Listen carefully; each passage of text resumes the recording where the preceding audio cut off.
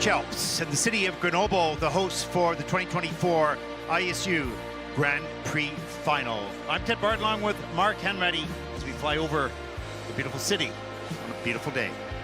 Yes, and we're heading towards the final event of competition as we see sights of this incredible city, which is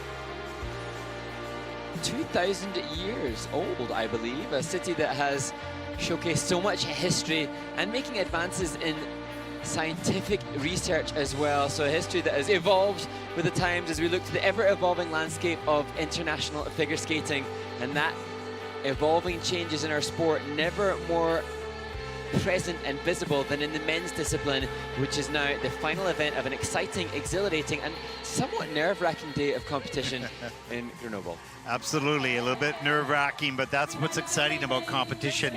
You never know what's going to happen as we are live inside the Patinoire Pour le Sud from the arena built in 2021 here, the host of a hockey team, and now the Grand Prix Final. The men's event, we saw the practice today. Boy, is it ever dynamic. Don't know what's going to happen at all, but some great athletes. They're really wondrous athletes, and we will be treated to, as we described this morning upon watching the practice, a real variety show of different interpretations, different styles, and different approaches to essentially trying to be the best figure skater in the world at present.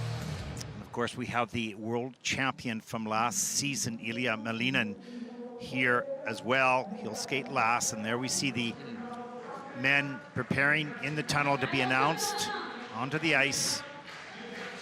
Daniel Grazel back in elite competition.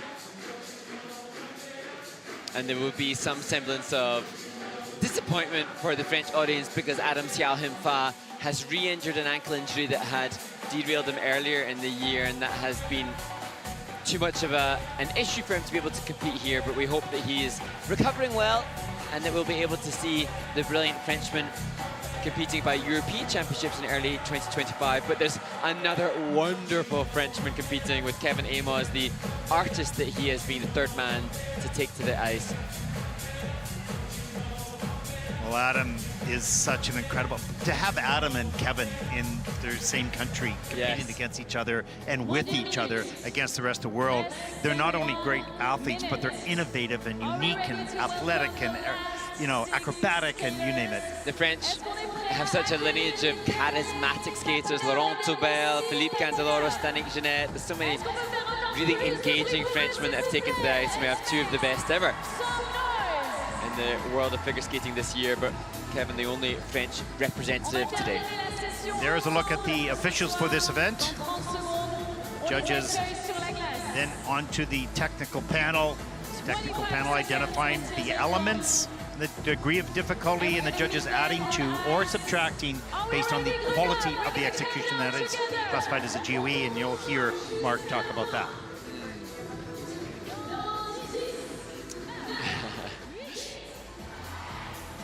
And there will be huge excitement for Kevin in particular, who took his first steps on this ice 21 years ago.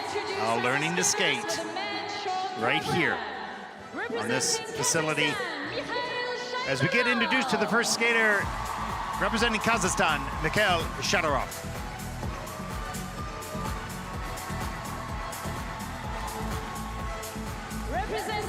And from Italy, Daniel Grazel. Whoops.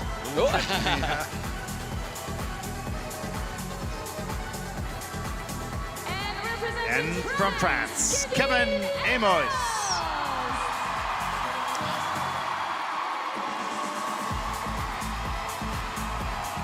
The crowd goes wild. The crowd is crazy, excited. And from Japan, Shun Sato.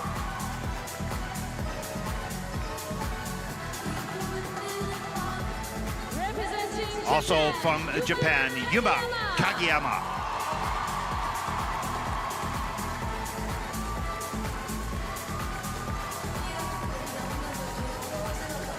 And the current world champion, the leader in the standings this season, Ilya Malinin from the United States. Swagger coming out. Yeah, no kidding. Well, when you're title the Quad God, you're allowed a little bit of swagger. and you deliver it. Yes. What's your feeling in this event? We watched the practices earlier today. They're all very capable and very different skaters. They're just an absolute, well, 6 very different stories, 6 very different interpretations. And I think wonderful for the sport. Over the past couple of years, I felt very aware that in the men's event there have been such different styles, as we see a Choctaw entry into double axel for Mikhail Shaidarov, who finds himself competing here because of the unfortunate withdrawal of Adam Xiao Him Fa, but in practice here, he's absolutely cemented his position. He made history by becoming the first skater to land a quad as the second part of a combination. Through the practices here, he's been not doing the triple axel quad toe that he used to make that history statement, but instead changing up and doing triple axel Euler quadruple salchow. So a skater that is really endeavoring to push boundaries and proudly represent Kazakhstan while he's doing so. Quite a combination, no question. And then adding the Euler now, maybe even more difficult, who knows? Grazzo from Italy, and he had a year off. Now he's back. And Daniel has been quite vocal about the reason for that. He missed 3 doping tests and consequently had to have 10 months where he could not even step in an ice rink, and a 12-month ban from competition. And he's explained in a couple of press interviews recently that it was just, he missed the test and he was able to prove that it wasn't a conscious thing, and did all he could when finding out about his 3rd miss to try to make up for it and make a test, but rules are rules, and that the reason that he was absent last season. There is Kevin Amos from France, and he himself so innovative, exciting, and he wears and skates with his heart on his shoulder, full of emotion. And his skating wondrous, his transitions sublime, but equally wonderful to watch are the reactions to his performances when they're good. And he's given us some of the most glorious reactions to the joy, particularly when he found out that he would be able to skate here at the Grand Prix final again in front of the home city audience, not just home nation audience. And the young fans, perhaps young skaters of the next generation, as we take a look at Shun Sato of Japan. And this, a skater who comes into this event fresh off the success of finally winning a Grand Prix title. He won the last stage of the Grand Prix in the Cup of China, and that will fuel him with the belief that he is a worthy contender for our World Championship participation. He's one of just 2 Japanese men competing here, having never competed at World Championships before thus far. Silver medalist in skate Canada and first in Cup of China.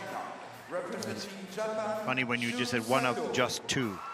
Yes, we've seen other events where there are 5 Japanese participants of the 6 that qualify for the final.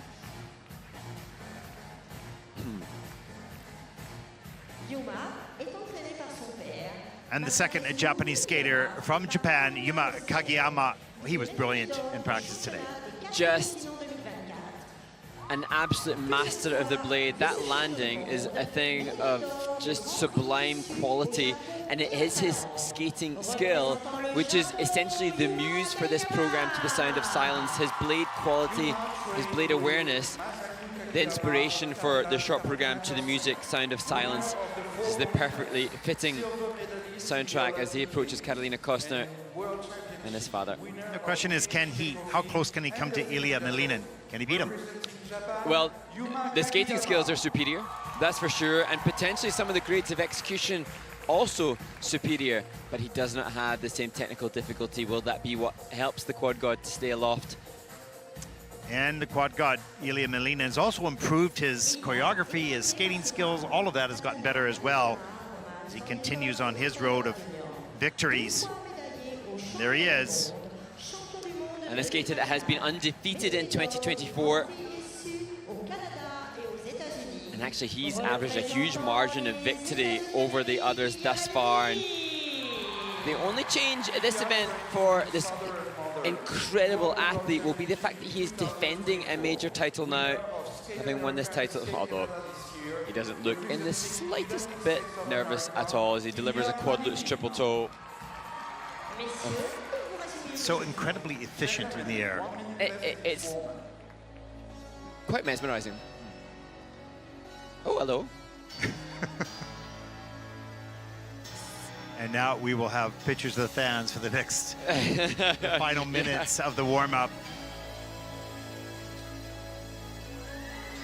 Lots of young people in the audience, which is great to see. I mean, generally speaking, the audience in figure skating, at least in North America, has been a little bit of an older generation, but it's so nice to see young audience members live at the arena watching the skating.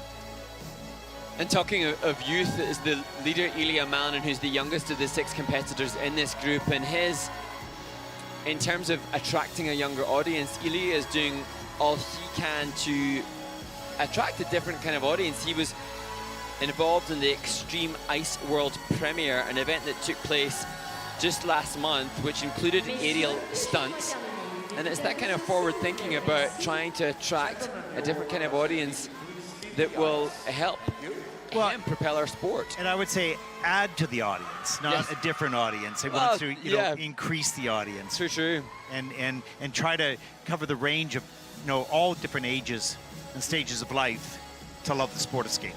Because it's such a good point, because Ilya, whilst he is renowned for his technical brilliance and his groundbreaking work with the quad axel, in practice today we saw unique movement, unique composition, different musicality as well, that was engaging from an artistic sensibility, not just an athletic feat.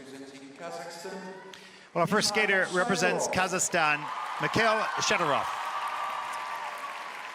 And Mikhail hoping to embrace the opportunity of experiencing his first Grand Prix final participation.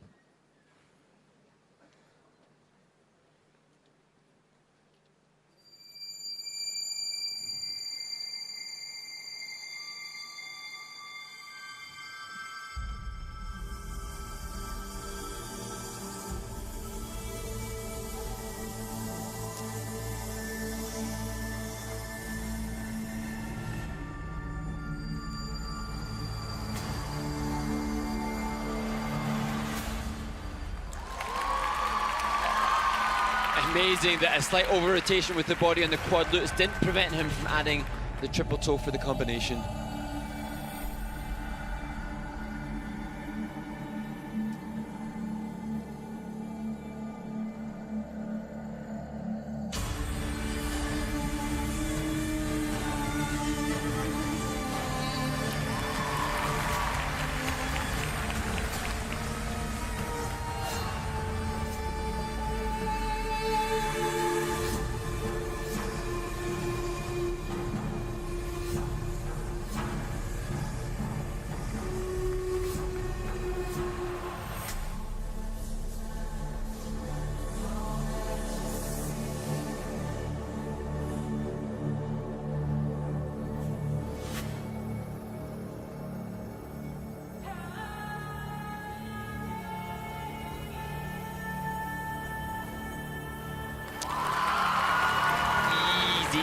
Easy quad toe.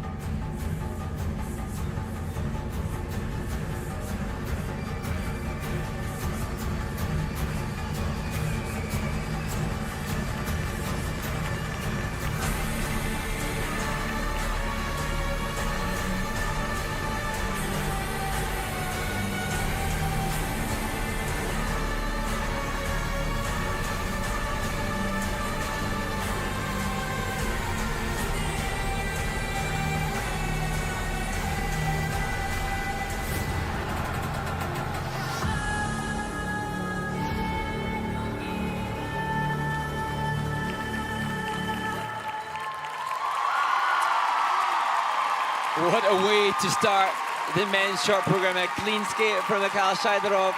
And after the Cup of China, when many found out that he was the first alternate, it seemed unjust for a skater that had made history this year. Seems somewhat fated that he found his way to this Grand Prix final, and the delivery of this short program not only cements the reason why he deserves to be here, but could indeed vie for a podium place depending on what comes ahead. He's certainly done all he possibly can. Well, this is a moment of good fortune for this young man, and having the opportunity to perform at this highest level and deliver a beautiful quad lutz, triple toe, and a quad toe, and a beautiful triple axel as well. Work to be done perhaps in skating skills and choreography yet still, but wow, brilliant talent on display. And a bear that's as big as the carrier. And interesting because as Mikhail that's graciously nice. Takes it. Yeah.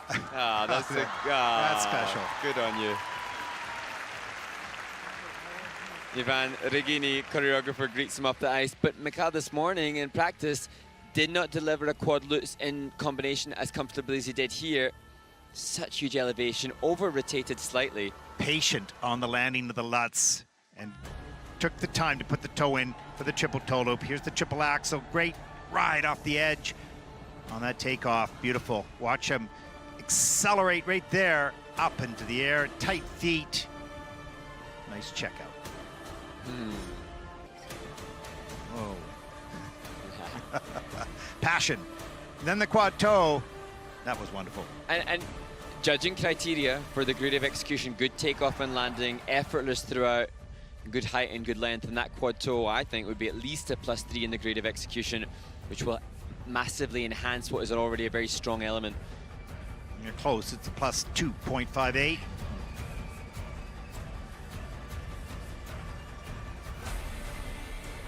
And now as all the front runners come together, it'll be interesting now for Mikhail to see Mikhail as he faces others. Is that a panda? An homage to the gala exhibition that we saw from him? I think it is. The panda. 20-year-old Mikhail Shaidarov, the scores. He has a 95.50, season's best, and this is a 91.26. Good score. First skater out. Nod of approval. And he sets the bar high.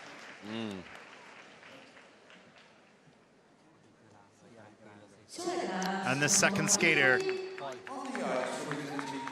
22-year-old Daniel Grazo of Italy. And Daniel will skate to a new short program, a piece of music created and composed for him by a famous TV and cinema composer, Stefano Lentini. The concept behind this, the choreography by his new coach, is a song about courage, power, and light. He has a season's best of 90.36.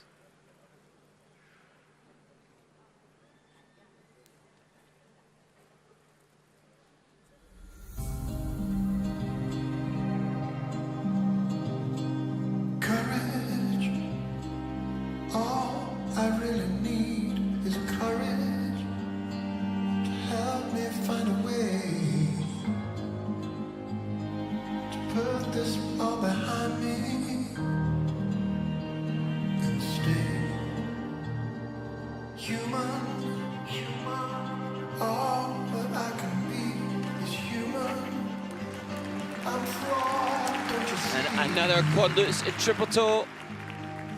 Be questioned the amount of rotation performed on the opening quad. No more. When the fear is blinding and I'm frozen inside, I'll reach for the courage I deny.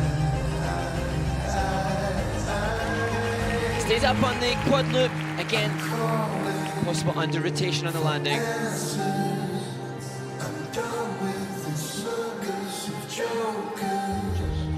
I'm taking the mask off now, so the world can see my smile.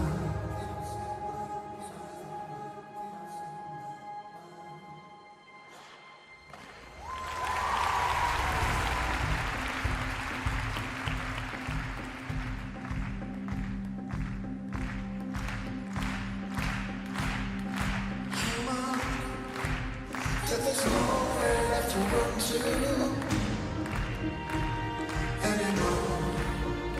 Hey, hear me when I say it's over. No, don't stand in my way. This is the life I'm not taking today.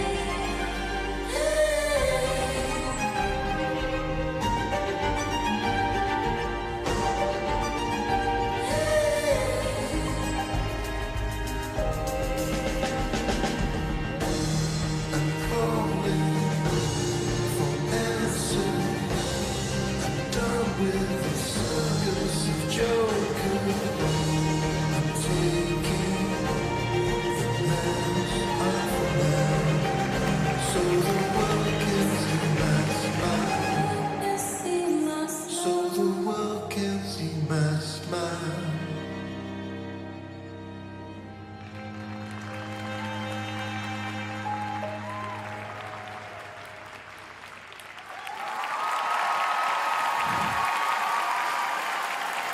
Italy's Daniel Grassel, encouraging hugs all round, ringside from his new coaching staff. And he has spoken about how the time off the ice, the enforced time where he couldn't step into a rink, has given him a new lease of life, a new appreciation for his training. And you know, Mark, I think this is a much more mature Daniel Grasso in performance, and the elements are still excellent, and they're going to be checked for under rotations, as you mentioned, but it's a much fuller. It's interesting, during the time that he was not allowed to skate, he spoke with Carolina Kostner. Now let's just have a look at this Lutz. It's in under rotated on the quad luts and on the quarter for the triple toe loop in the system. But he spoke with, oh, here's the loop. And that is under the quarter, Yes. pardon me. So that will receive 80% of the value because of that. Yeah.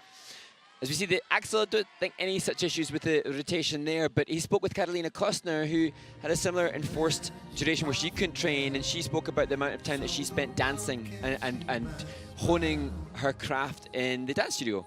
And I think that Daniel, the extension certainly in some of his skating skills was more extreme. The length of leg line was an improvement. There's progress made. He used to do movements, now he feels them, at least for me. And maybe that's the life experience. He was more of a university student over the last years, had a bit more life to give to the emotion of the music and the song, which is especially created for him. 90.36, season's best. And he will have some points left on the table because of the under rotations on the Lutz and the loop and the quarter on the triple toe loop. Not going to meet that score, but those unders are really seismic in how they impact upon the technical element score. short program scores for Daniel Grasso of Italy, 81.76. That is second in the short program.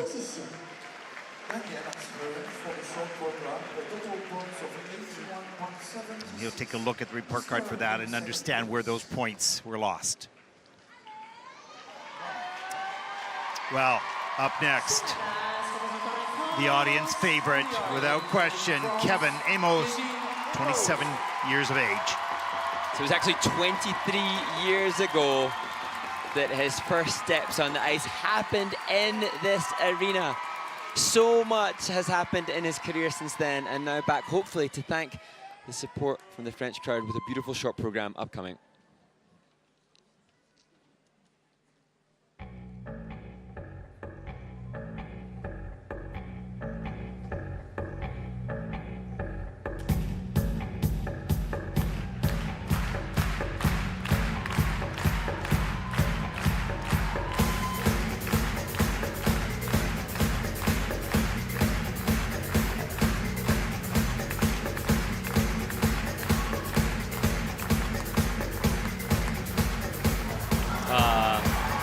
I don't think I saw him miss a quad toe in practice earlier, but down.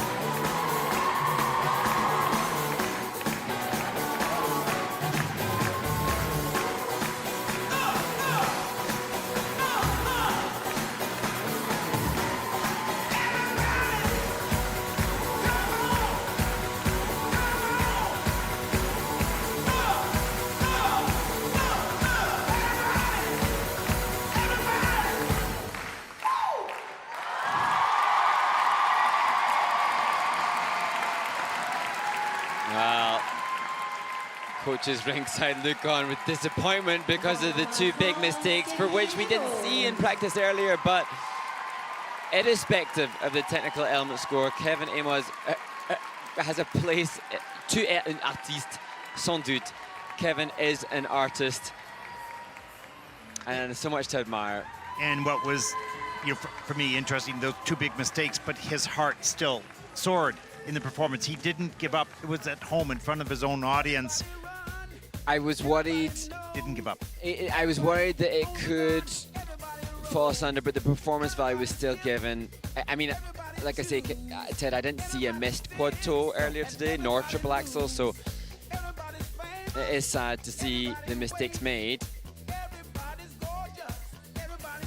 But he has something that nobody else has. Oh, yeah. Just a charisma and a performance value. And even a kind of fragility there on the triple Lutz double toe. Well, it was one of those nights where that first element goes down and begin to question himself going into the next element and carrying that sort of disappointment and losing the awareness of the moment, perhaps. Now remember, this is an athlete that beat Ilya Malin in the free skate at Skate America. We just now really hope that this brilliant artist is able to resume the kind of confidence that helped him to find himself as one of the top 6 here.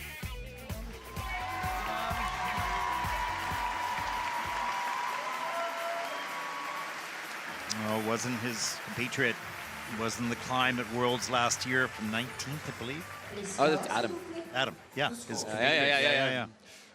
Let's take a So, look. yeah, rub off for French Okay, success. let's take a look. 68.82 for the short program. That'll put him in the 3rd place. A tough night, technically, for Kevin.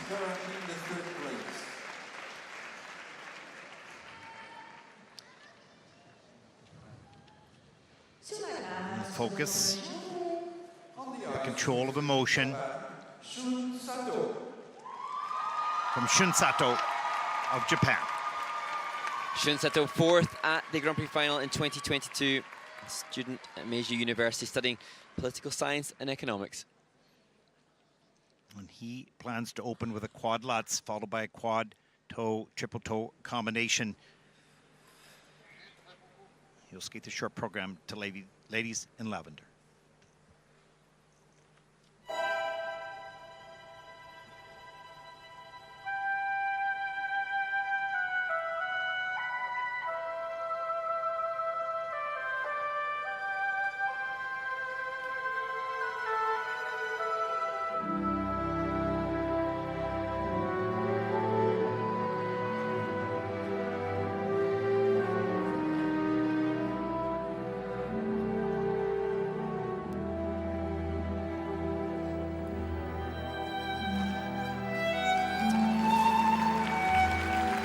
Fall on the opening quad lutz for Shun.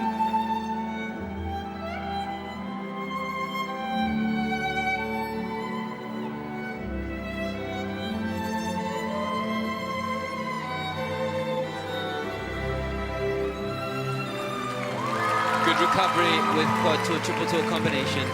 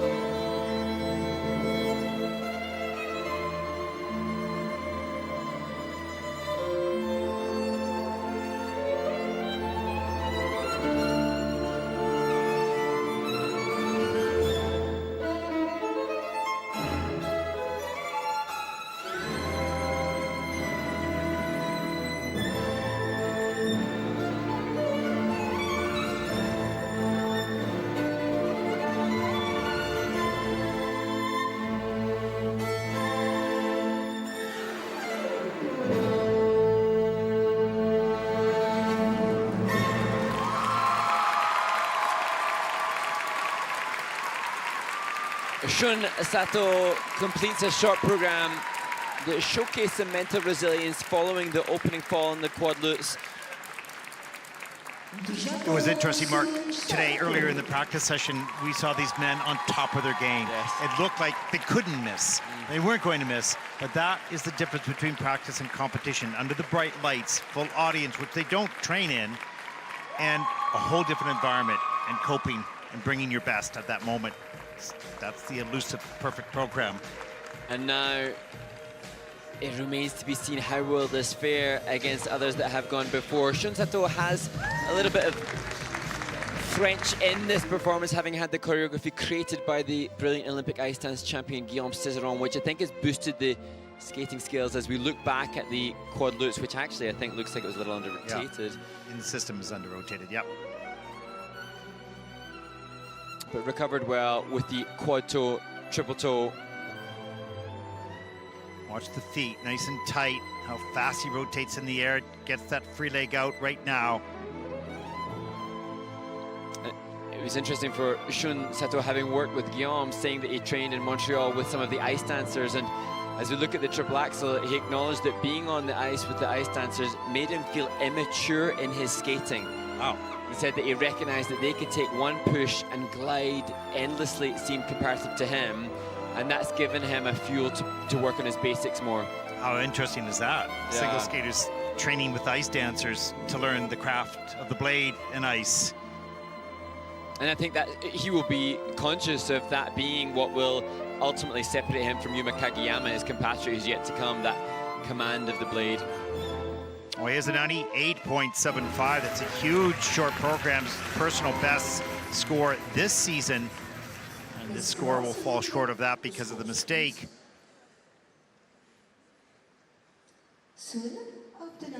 And on this night, it's an 86.28. That's second in the short program for Shun. Shun has ranked for the short program a total points of 86.28. With two to come. He's currently in the second place. Mikhail Shadorov is in the lead as an alternate coming into this event, as we see our next competitor representing Japan, 21-year-old Yuma Kageyama.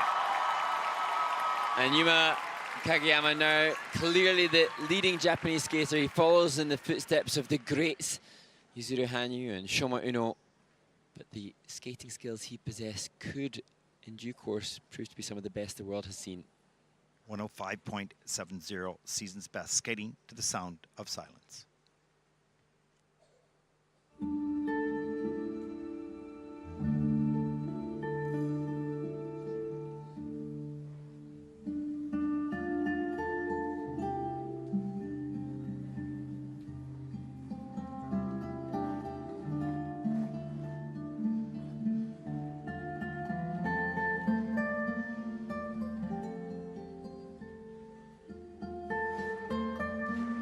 Oh, I can't believe it. He has the best quad salto in the world, but that incurs a mandatory -5 from every judge.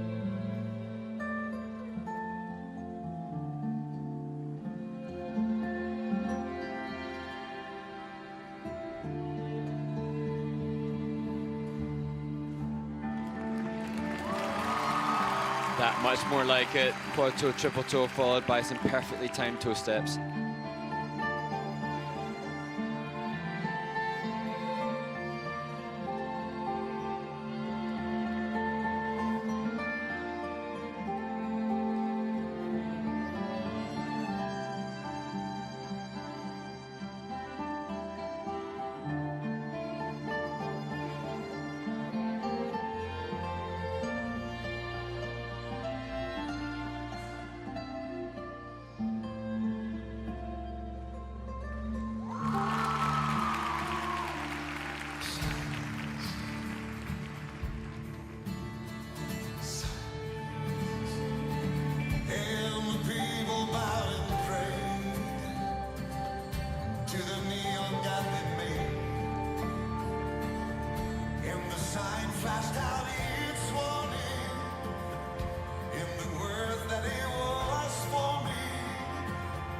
In the sign said the words of the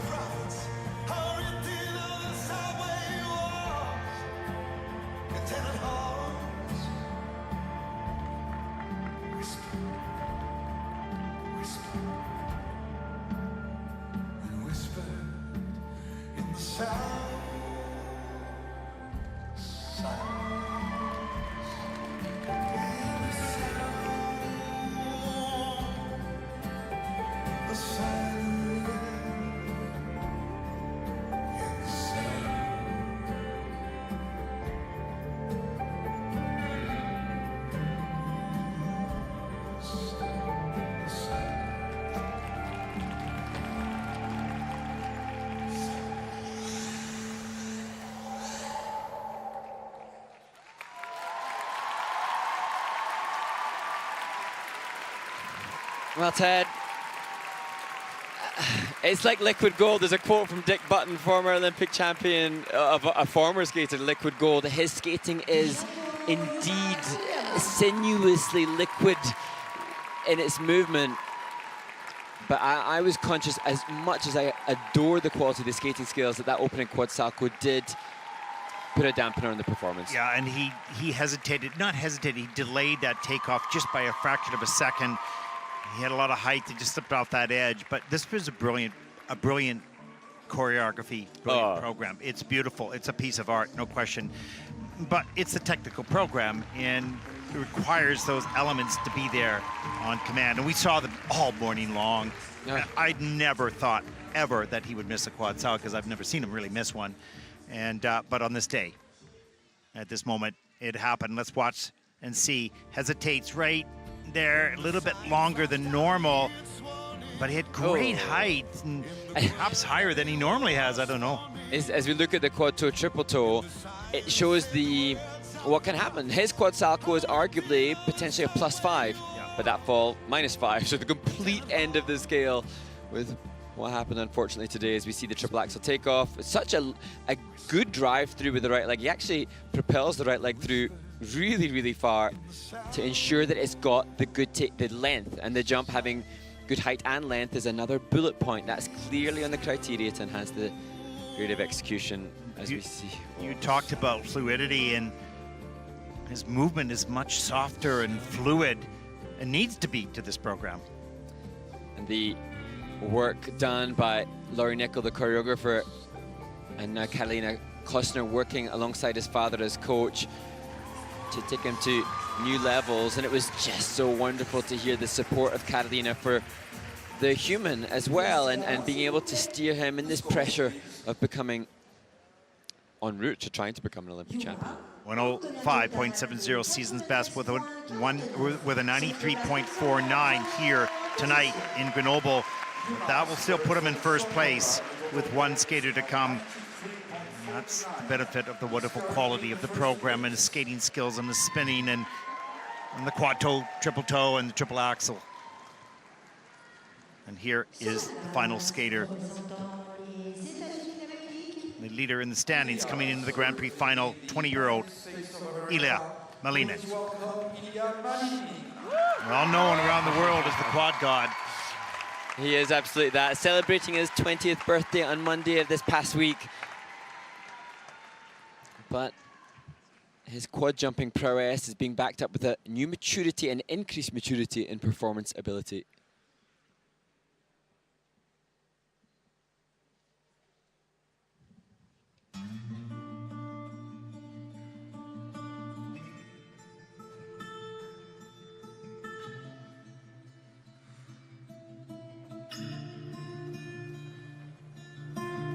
This incredible body movement. Tired of holding on to you, it's time to lay my pride. Go and learn to love myself. Quad flip, transitioning out with difficulty with a twizzle, and interpreting immediately afterwards too. I've waited long enough, I'm ready, I can see the sun, it's And a triple axel that serves up as just a piece of transitional content.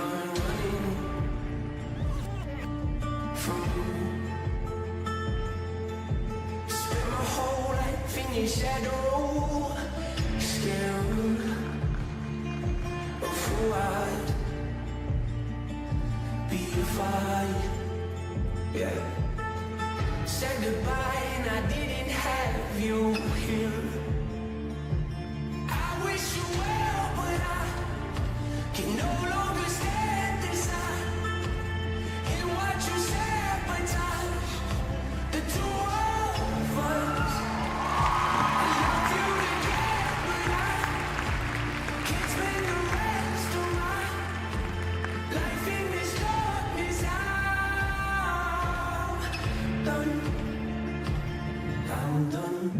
I wish you the best, but I'm not interested in giving you more of my life. I've already given One of the you best too much. examples of the new difficult blade feature within the spin that we've seen this season. I know that you mean well, but when I fail, I don't need you.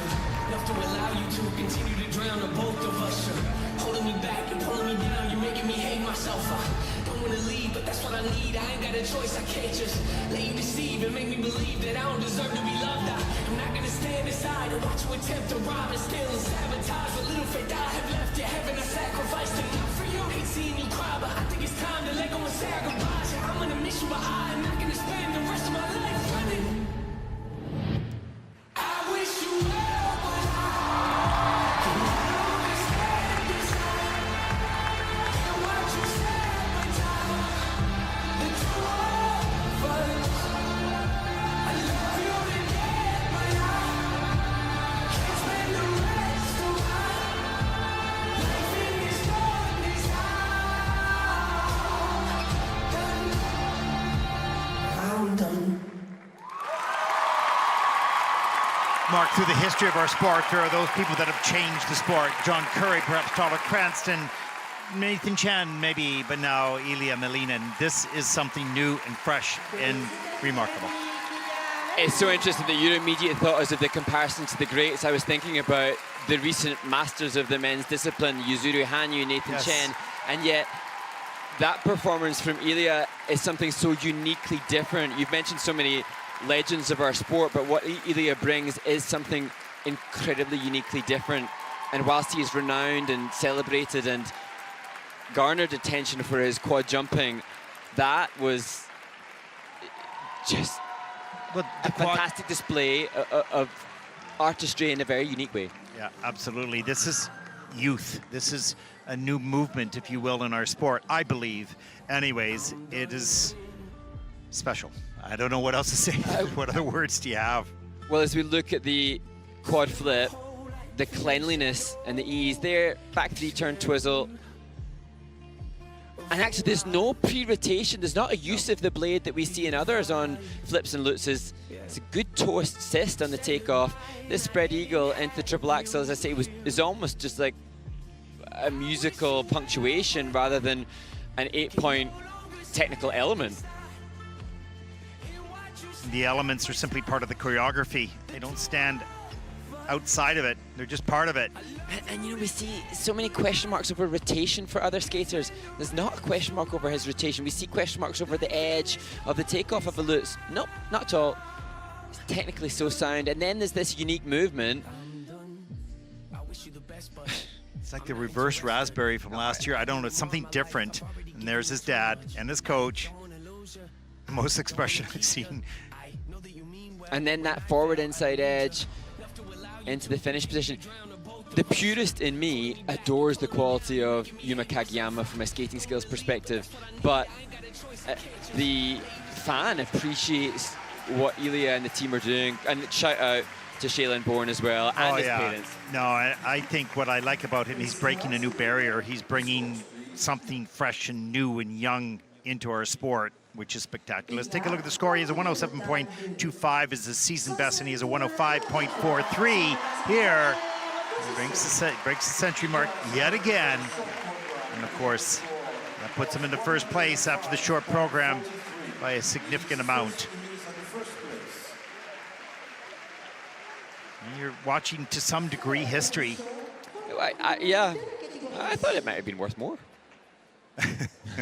But you said you didn't like Judge.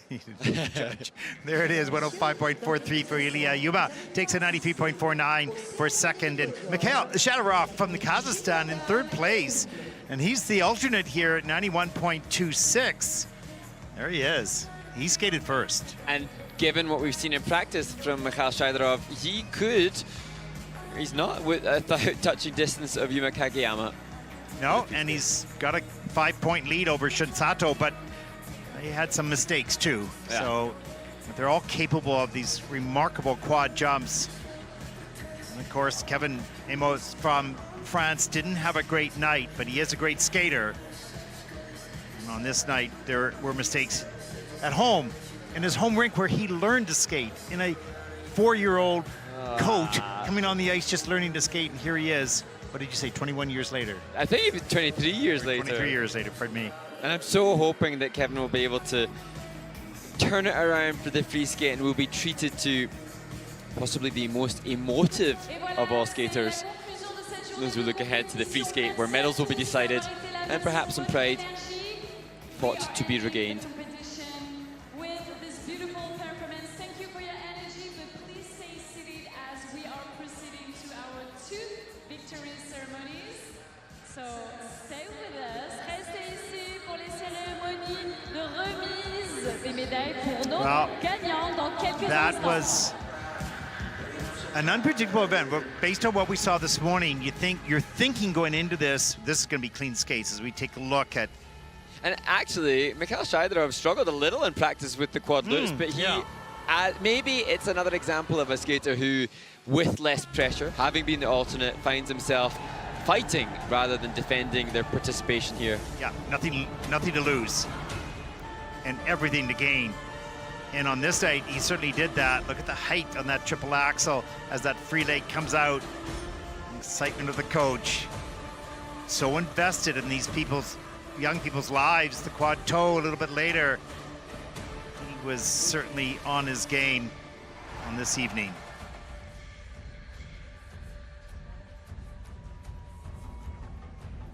The Dune soundtrack again, proving successful on this occasion. Well, it's intense music, that's for sure. And it requires intense performance. And Yuma Kageyama, The Sound of Silence, the soundtrack for what could have been a contender for the title, but that Quetzalco, which he stuck the landing of, just didn't assume the usual knee bend that we see from him to maintain the back edge. Finds him in 2nd place after the short program. And now, perhaps that removes the pressure. He came into this event hoping to contend with Ilya Malin, and he certainly had scores in the past that could do just that, but not today at the Grand Prix final in Grenoble.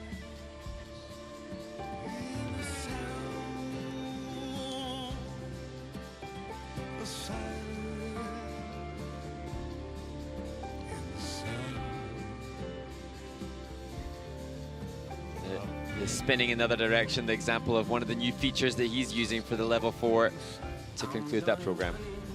Here's the leader, last year's world champion, Ilya Malinin. Watch the quad flip, pardon me, with such ease. That blade is completely backwards. You could be mistaken for thinking it was a triple given its ease.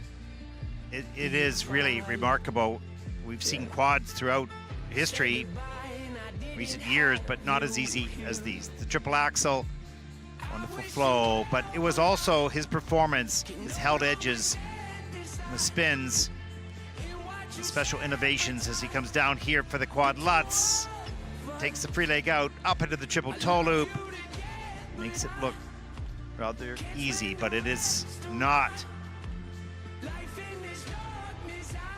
And interestingly, the technical panel deemed that quad lutz a quarter rotation short. So stricter than us on this occasion as we see that. He explores the air in different angles than we see from other skaters. He continues to innovate.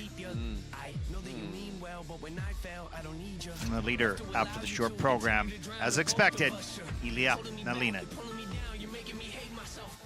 Wow, what do we can see in the free program? Cannot wait.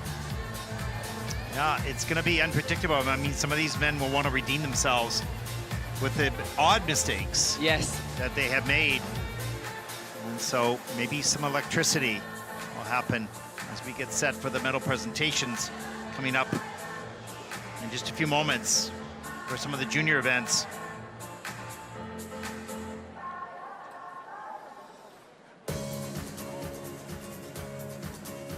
concludes the coverage of the senior men's short program. We'll see them tomorrow in the free skate. We hope you'll join us.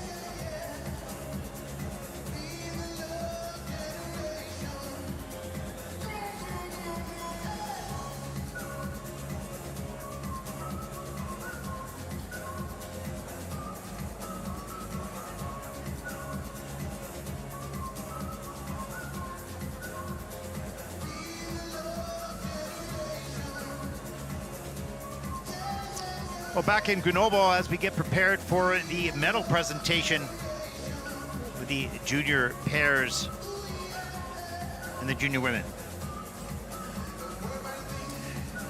That was interesting to see, to be able to sit here and compare the next generation at the same time we're looking at the current generation, Mark. Yes, and we have been treated to events in the junior that could contend for senior participation.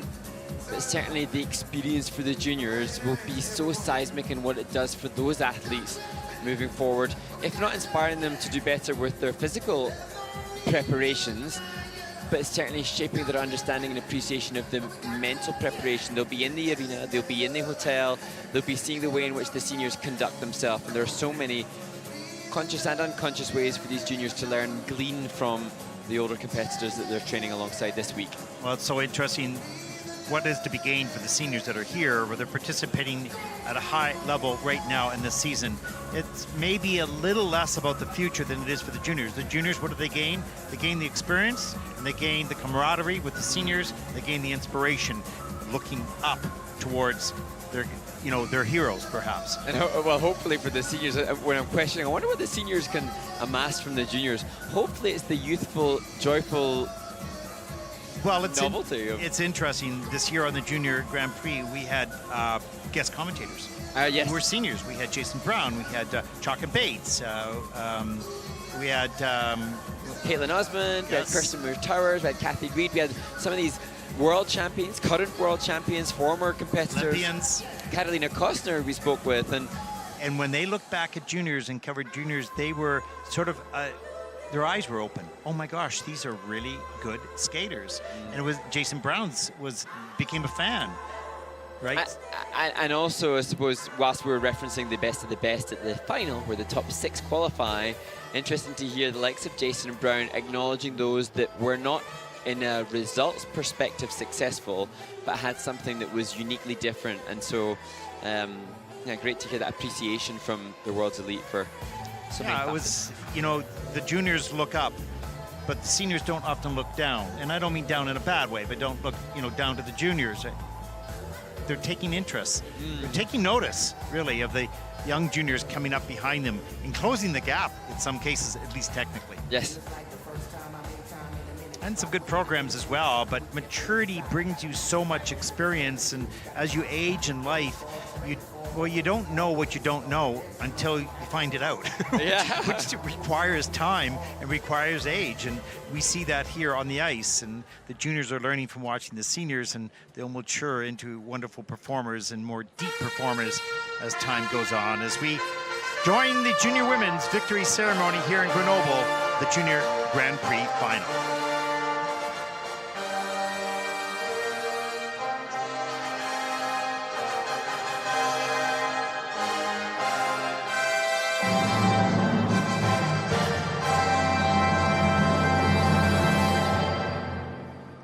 Finale du Grand Prix issu de patinage. Well, Mark, I'm not so sure that the champion was a surprise, but perhaps what we saw was a little bit of a surprise. Well, it was a sublime short program yesterday for the champion. She was surprising in what was delivered in the free skate, but the quality guaranteed the win overall. But the bronze medalists from China, Yihan Wang, she won in Bangkok, week number 3 of the Junior Grand Prix, took the bronze medal at home in Wuxi.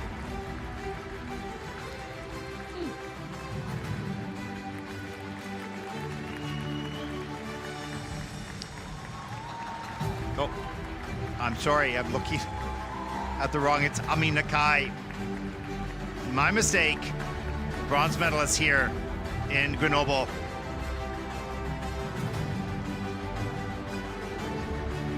Deuxième médaille d'argent du Japon. Second and winner of the silver medal. Silver medalist also comes from Japan. Haruko Wada.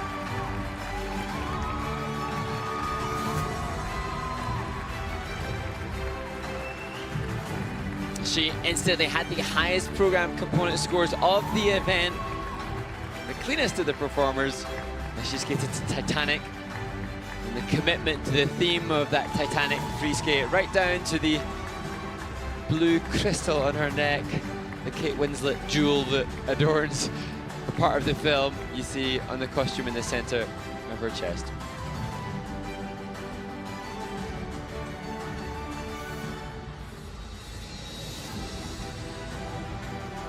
And the undefeated champion for, what did you say, 14 events, international events, Mao Shimada. It was not her best performance, but she was the best skater on the stage. Yes, undoubtedly. And what she has done, she's now won 3 consecutive Junior Grand Prix titles. She's now won 4 consecutive Japanese junior titles. And that in itself, the consistency that she has demonstrated as she matures as a young woman, with all the life changes that teenage life brings, just demonstrates an amazing mental resilience as well as the epic quality of fundamental technique that she can rely upon. Well, with the coverage of juniors now, we see these athletes more often. We follow them through the ups and downs and through their careers, which is interesting. And now with an extended junior career up to the age of 17, we'll know much more about them as they enter into the senior category. Who will award the medals? ISU representative passing out the medals. Bronze medal to Ami Nakai.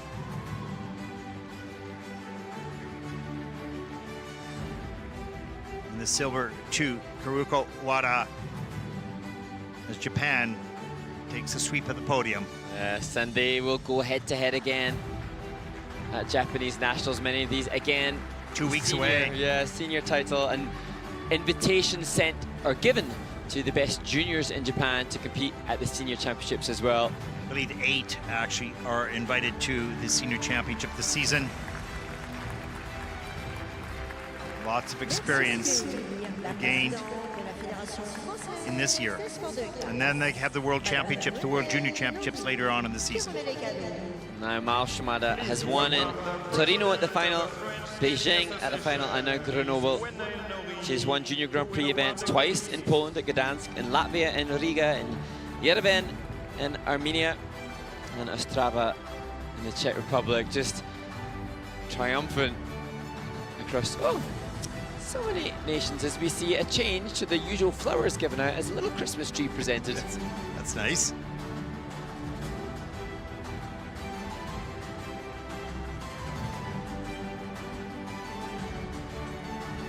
Well, their competition is done, and they will probably stay on. They will stay on. They'll be, I believe, in the exhibition perhaps, and they'll stay on to watch the seniors tomorrow and gain some more experience and inspiration. Mesdames et messieurs,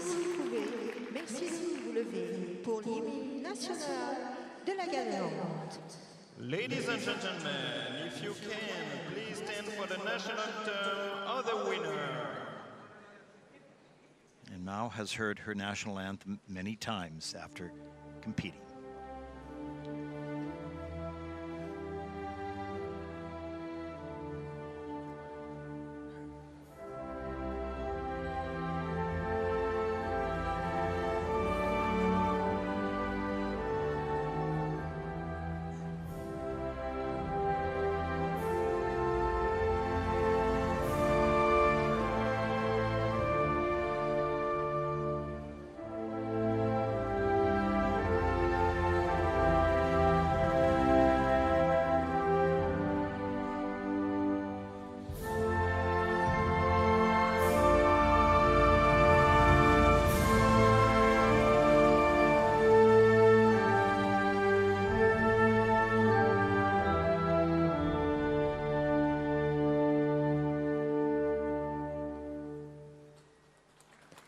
Mesdames, Messieurs, les médaillés de la catégorie junior.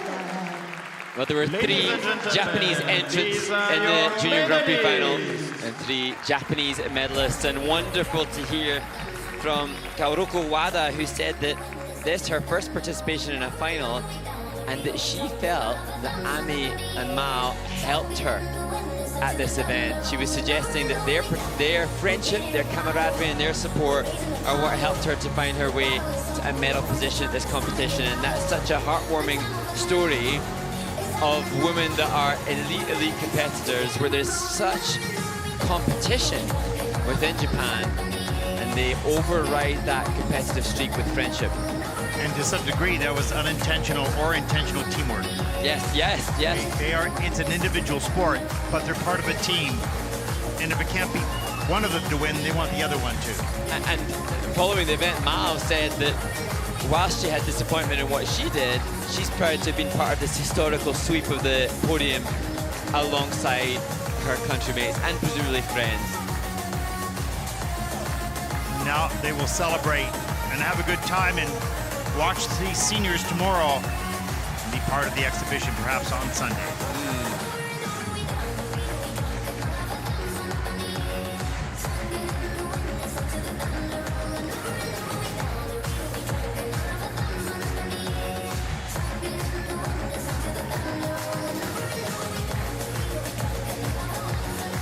And an interesting question and wonder how these incredible skaters will celebrate. They have to show such diligence and discipline in their lives to be as good as they are. I wonder what the celebration will be for the skaters as they take their national flag and drape it across their shoulders for some incredible photos. Wow. How often have we seen that picture? 3 Japanese flags, and certainly over the past number of seasons, we've seen that a lot, even with the Korean flag as well. And I think, though, this is the first time that it has ever been achieved at the Junior Grand Prix final. So that just further testament to the supremacy the Japanese Skating Federation has currently in the women's discipline. But it's interesting to see, as we saw in the Junior Grand Prix series, there's a number of skaters coming from different nations and starting to close the gap on the Japanese and the Korean skaters. They're not there yet, but it's starting to show. And these skaters are inspiring others around the world. Absolutely, and hopefully for many that were watching the course of this Junior Grand Prix final, they're able to recognize the quality across every aspect of their skating, the component scores of skating skills, presentation and composition, such brilliance, in addition to jump technique and spinning technique, particularly from Mao Shimada, which warrant the results that they achieve. You know, and as I watch these athletes, I wonder about their life scheduling, and I don't mean just every day. I mean, you know, through the 8 years, 4 on juniors and 4 on seniors at least, 4 on seniors probably, is keeping their passion for skating. It's a lot of work. It's not like you can take off 3 weeks here and 3 weeks there. I mean, you're on the ice a lot. And so how do you keep that passion, that love of that wind in your face, and sometimes the falls, just practice sessions, and wanting to come back to the rink every day. It's so important. Yes, they're finely tuned athletes, both physically and psychologically at this point, but life has its curves and ups and downs, and keeping them loving doing what they do. And they will be exposed to the same social media that so many other athletes are. They'll be exposed to high school colleagues that will be indulging in very different kinds of weekend activities, I'm sure. But I suppose what these women do benefit from is a community that share their same discipline. So for Mao and Wada and Amina Kai, they will know that they're not alone in their discipline. Having people understand what each other is going through gives an element of support. And I love that you can, well, we're reading about it, we're hearing in post-performance interviews about the support that they have for one another, but to see it so evidently, the energy between the three youngsters on the ice now it's not faked. You can sense that they do truly enjoy each other's company and friendship and respect each other for what they do. And then 2 weeks they'll go to the Senior National Championships and be up against not only themselves or each other, but against the seniors in the rest of the country. And that'll bring, once again, a new environment. I mean, this is a pretty filled building today, but this is a small building compared to what they face when back home at Nationals. And then how the dynamic will shift. Will the juniors maintain their teamwork against the likes of, you know, Monichiba, Kaori Sakamoto, or the senior ranks? You know, even we see and hear such respect from the Japanese skaters, but surely there's a competitive streak. Well, we saw the juniors out technical skate in the short program, the juniors to the seniors. Yeah. And so you wonder if the seniors, of course, encourage their junior team coming up, but also look over their shoulder. And indeed, Kaori Sakamoto, who of course today was not stellar in her short program, she said that she can't rest when she knows what's coming up behind her. No, and I believe Mao Shimada was third in the senior nationals last season, or maybe the last 2 seasons, I believe. So frantically look through our notes. Yeah, exactly. We'll check that out. But and as they 3 flags go off the ice, 3 remarkable skaters, not only in juniors, but they will be also in senior, and we'll see them perhaps in 5 years' time at the Olympic Games.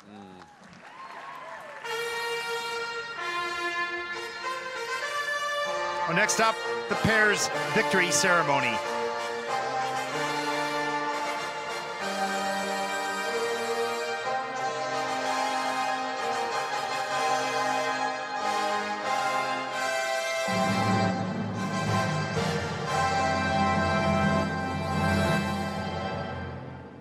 Finale du Grand Prix ISU de patinage. Cérémonie des podiums de la catégorie couple. ISU Grand Prix of Figure Skating Final. Victory ceremony pairs.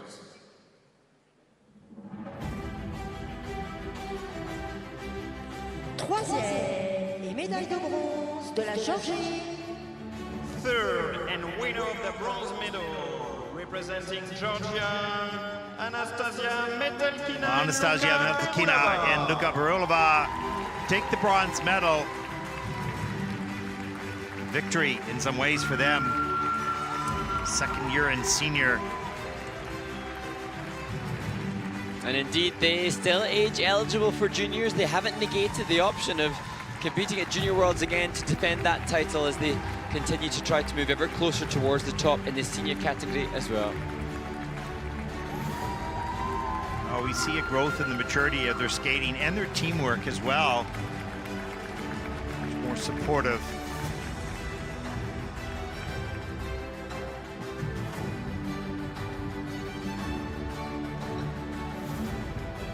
And they second in the free skate. So although they take the bronze medal, continue to push the others above them. Médaille d'argent du Japon. Second and winner of the silver medal, representing Japan, Riku Miura. And then to Riku Miura and Ruchi Kihara, Japanese former world champions, coming this season with new programs, new concepts, new energy. But those advancements that they are pushing in their components and in their presentation, their composition and presentation, aren't being matched at present with their technical score prowess. And they will be disappointed with what took place in the free skate. But interestingly, following the event, they did acknowledge that Riku Miura is still struggling with a little bit of injury. And that makes sense, perhaps, of the mistakes made as they congratulate the bronze medalists on the podium.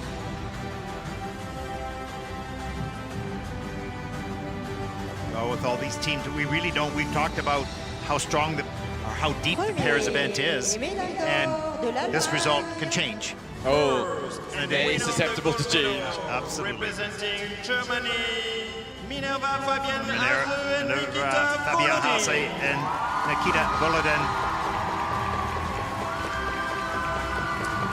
Well, as we talk about the potential for change within the results amongst the best pair skaters in the world, one thing that has stayed constant is Minerva Fabian Hase and Nikita Volodin being champions at the Grand Prix final. They won last year, but they said that the title win here this year was much more difficult to come to terms with. Last year, they felt no pressure. This year, a sense of expectation, but they lived up to that expectation in comfortably winning the title. Not just winning both sections of the event, but winning it overall by over 11 points above the Japanese. Do they go in as favorites now into European Championships and perhaps the World Championships? Never sure whether it's a benefit or a detriment. I suppose what they will take away from this, though, is living up to the expectation. They've withstood that pressure, so now they move towards the championship events. They can wear that as a badge of extra confidence. And they look confident here, in control.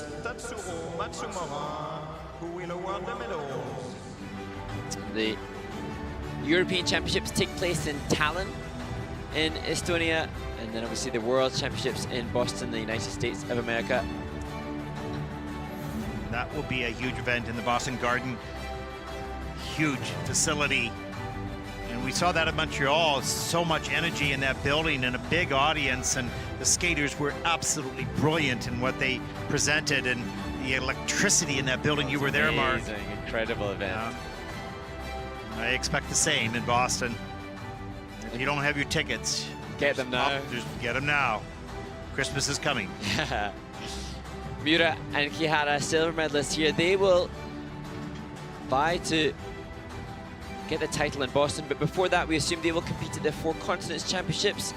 That prior to Worlds, that takes place in Seoul in Korea on February 19th for them, after Europeans, where Hase and Volodin will try to take the title. It's a heavy season when you think of it. You know, you're traveling twice in the Grand Prix series. You have now the Grand Prix final. You have potentially the Four Continent Championship in Korea, and you go to the World Championship in Boston, which adds a lot of pressure, a lot of preparation. It's exhausting. And then intermixed with that are some Challenger Series events and domestic national championships. So the roller coaster, or the train journey for these athletes is stopping at many junctions on the way to the Worlds to conclude the season. Well, perhaps it's not like a football or hockey season where there are 80 games, but there are high-intensity events sprinkled throughout the year with intensive training every day. Yeah, absolutely, and particularly for the silver and bronze medalists here who have acknowledged their disappointment with the skates delivered, they will want to return to training. They will want to amass more training time before returning to competition, as Riku Miura just assesses what this Christmas tree is that she's been given. Yeah, you know, in the Discovery, you can be physically ready and psychologically excited to perform, but when everything merges together to be in that moment that you can't even make a mistake if you try to. It all works. It comes together. It's elusive, it's difficult, it's challenging, but it's wonderful when it happens.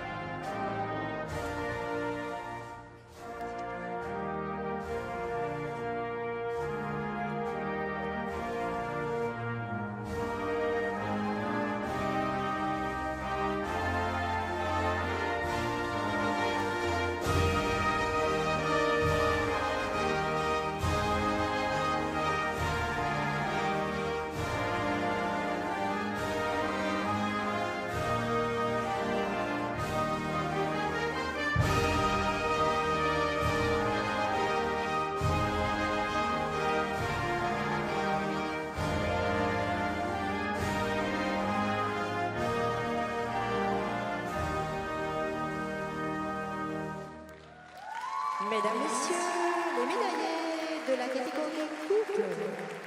Ladies and gentlemen, these are your medalists. Well, there you have it. The podium, the senior pair event in Grenoble, end of day number 2. One more to come. The senior men, of course, and the women. Mark, your comments on the day. Just another very exciting and exhilarating day of skating, and whilst the performances were not always the cleanest that the athletes and their teams had hoped for, it does just demonstrate the vulnerability of our sport and the way in which the athletes are pushing themselves. Nobody seemed to play it safe today. Mistakes made, but there wasn't anybody coasting. No, and it's interesting because even though it wasn't perfect skates, it's still sport and it's still exciting, and it's disappointing on one and then it's thrilling on another. They themselves take a roller coaster up and down, but they take us with them. Yes, and that's I think what I take away from the competition today is the roller coaster that we're on with these athletes in the senior event en route to that Olympic Games. And the roller coaster continues now as they move along the season. We'll carry through watching them at their national championships and the 4 continents and the Europeans. And then the end of the roller coaster will happen in Boston at the World Championship as they get ready for next year's roller coaster leading all the way to the Olympic Games in Italy. And these 6 skaters and all the skaters that are competing here have to live very different existences and very different lives to that of their perhaps life colleagues or friends from school, because the dedication necessary is beyond measure. Well, that concludes our coverage of day number 2 at the Grand Prix here in Grenoble, France. We hope that you'll join us tomorrow for the final day of coverage of both the junior and senior Grand Prix final. For Mark Hanratty, I'm Ted Bart. Thank you for watching. Good night, everyone.